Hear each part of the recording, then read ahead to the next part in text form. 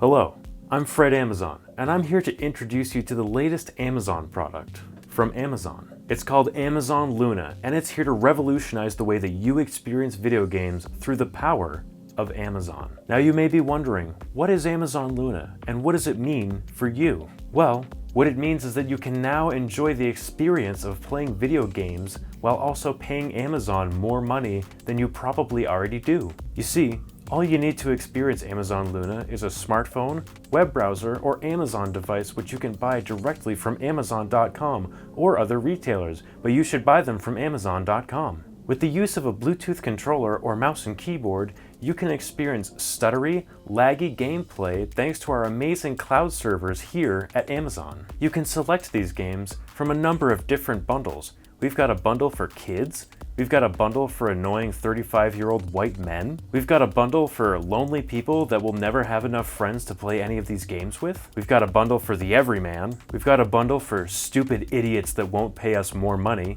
and a bundle for people that hate themselves and money. Now you may be wondering, do we have a bundle that includes all the games for a discounted price? Of course we don't, you ungrateful maggot. How else would we be able to afford launching our fearless leader into outer space every morning for his orbital Pilates class?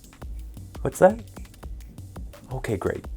I've just been informed that our marketing budget has been cut so that we can deploy a massive 20-foot tall golden replica of Jeff Bezos' meat sleeve on Bill Gates' front lawn with a plaque engraved with the message, "Haha, now you have to look at my big dong every morning. Haha, you are old." Make sure you share this video with your friends as we no longer have any money to advertise Amazon Luna. Have a great day from Amazon. Oh man, wasn't that Google Stadia thing super crazy? Anyway, let's now take a look at the other thing that came out that was just like that, only worse and has even less users. Now this is a little bit different from my usual dead game videos because with a singular dead game, even if it's multi-platform, I can check Steam charts, see how the game's doing on that platform, I can hop in a game and see how long it takes me to matchmake into a game. Yeah, I have a few different metrics that I usually use to determine whether a game is, alive, dead, or dying. With Amazon Luna, I don't truly have a way of determining how many people exactly are using it. Something that I do have at my disposal though is Google Metrics. I can look up, how many people have been looking for stuff about Amazon Luna. I can look at their social media pages, see how many people are interacting with them, trailers and whatnot. I can see how many people view the trailers, people interacting with them.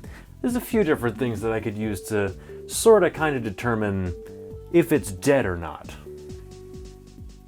It is. Now Amazon hasn't made any mention of, say, shutting down the service. In fact, it only just launched out of its beta thing that it was doing 2 months ago, so it hasn't been around that long. They haven't made any mention of shutting it down, but I can imagine that hosting a cloud gaming service and licensing all these games costs some amount of money, so it's not going to behoove them to do this for long if no one's using it.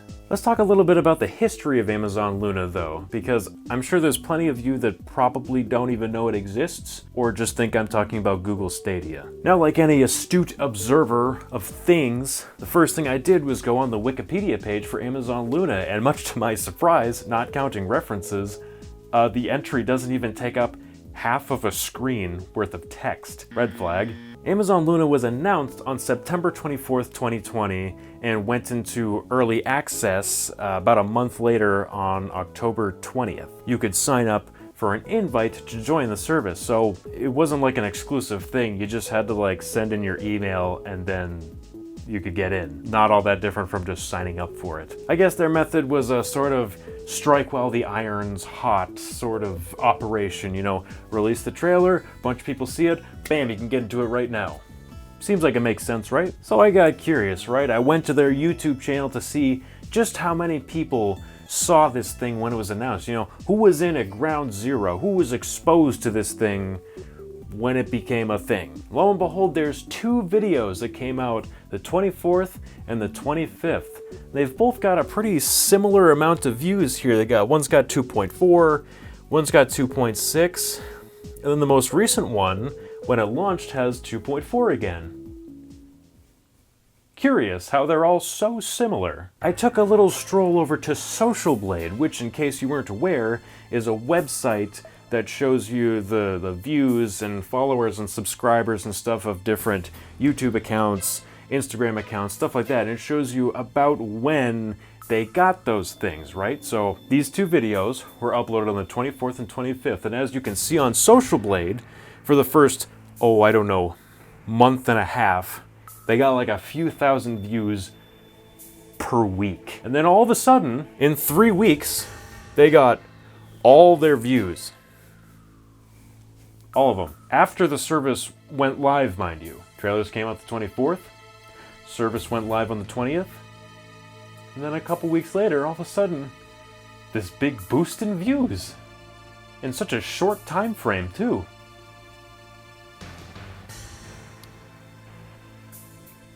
Weird.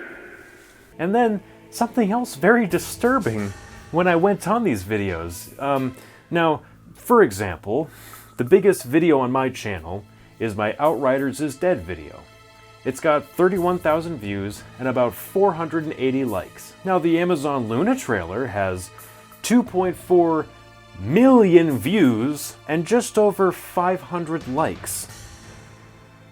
And just under 100 comments. Odd that all these people would watch it and that few would engage with the video? Seems kind of weird. Now, I'm not accusing Amazon of buying or botting views on their videos, okay? I am not saying that happened at all. I am not insinuating that. I am saying that there is a possibility that something akin to that may or may not have happened during this time. Allegedly. Now, allegedly, in theory, hypothetically, possibly, Amazon announced Luna. Nobody gave a shit. Nobody signed up for it. They said, uh-oh. And in some manner, got a lot of views on these videos very quickly in the hopes of boosting them in the algorithm so that more people would organically see them and interact and sign up. Judging by like the rest of the stuff on the channel and their official Twitch account and their social media accounts, I don't think it worked. I'm like pretty sure it didn't work.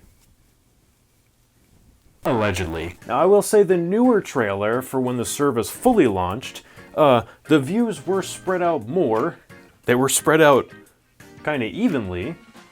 Almost too evenly, allegedly. But similar situation, it actually had fewer likes and even fewer comments. I think it only had 30-something comments on 2.4 million views? I mean,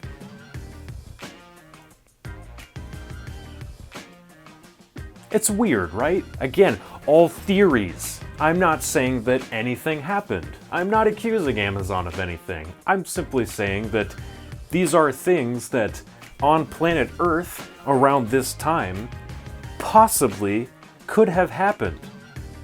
Allegedly, maybe hypothetically. All right, fun theories and whatnot aside, let's talk about the actual service itself because, you know, Amazon Luna is a service, a game streaming service. You pay for a membership to one of these bundles or you use the free Amazon Prime. You're still paying for Prime, it's not free. You have to pay for Prime to get these things. I hate that they call it free. You pay for one of these memberships, maybe more, and then you can stream the games to your phone, your browser, or your Amazon Fire object thing that you use. Now, a lot of the videos that I've seen of, you know, people testing this, usually bigger tech YouTubers who have, I don't know, 10 gigabit internet connections, even they still have issues from time to time using these services with like balls to the wall internet speeds. The average person, aka me, and a lot of people that make videos on it, have fairly consistent lag and like input delay issues, which makes a lot of games in these services kind of unplayable, where you need like really fast reactions and stuff like that. There's a lot of games here that are not fun to play on this service just because of that. And God forbid you try to use it on a phone, on like a cell service connection. A, you best just stick with like puzzle games, whatever like slow turn-based puzzle games that are on here. I'm sure that works fine. Everything else, play games that are downloaded directly to your phone. The retro game bundle is $5 a month. The family bundle is $6 a month. Luna Plus, which is like the regular pack, is $10 a month. Jackbox pack is $5 a month. And the Ubisoft Please God Kill Me pack is $18 a month to play nothing but Ubisoft games.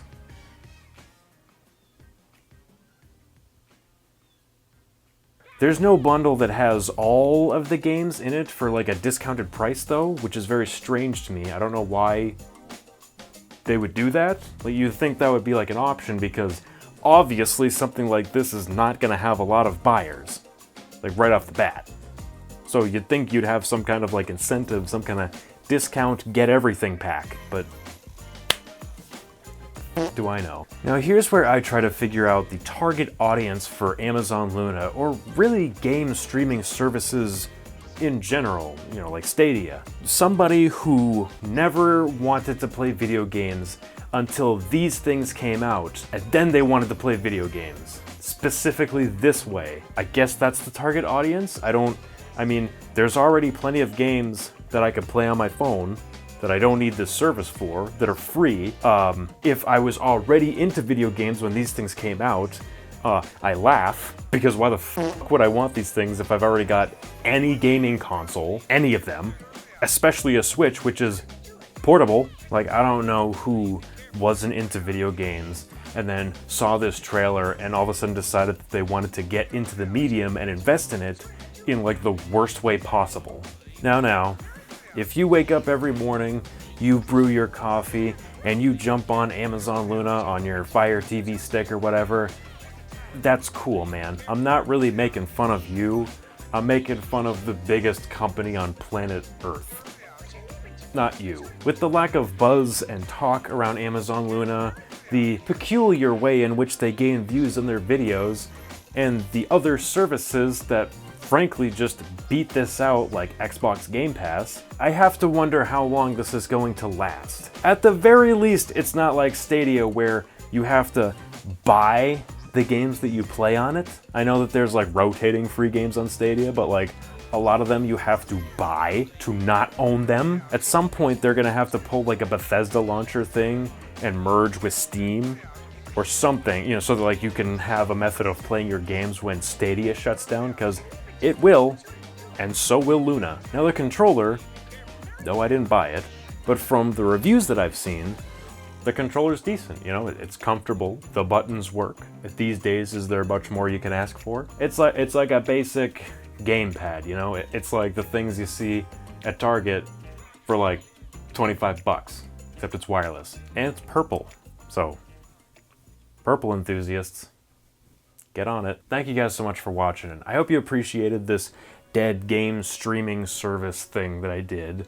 I know it's not a particular game like I usually do, but I know that the Demon Souls versus Elden Ring video is taking a while, and I didn't want it to be a month without uploads, so I had this idea in the back burner for a while and decided, you know, all right, let's do it.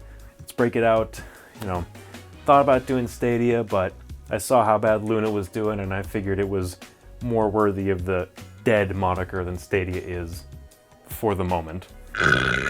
If there are other game streaming services or gaming services in general you'd like to see me cover on the Dead series, comment them down below, because I definitely don't know about all of them, so maybe you guys will lead me on to some gold nugget that I can make a video on in the future. Make sure you like, comment, subscribe. Your interaction with the video is super helpful for me in the channel. You guys have no idea how much that stuff really does help. Remember to follow my Twitch channel at twitch.tv/resetget, where I play the games that I talk about in these videos. Also wanted to mention that I have been trying to make some uniform thumbnails for the different series so that they all match, so that you know easily, you know, when you see the thumbnail, oh, it's a Dead Game series, oh, it's a Eurojank video, oh, it's a Then and Now video. I've been trying to kind of work on that and make things a bit more uniform. So if you see the different thumbnails and you like them, let me know, or tell me if it's worse, because I also want to know that. And make sure you stay tuned for the next video.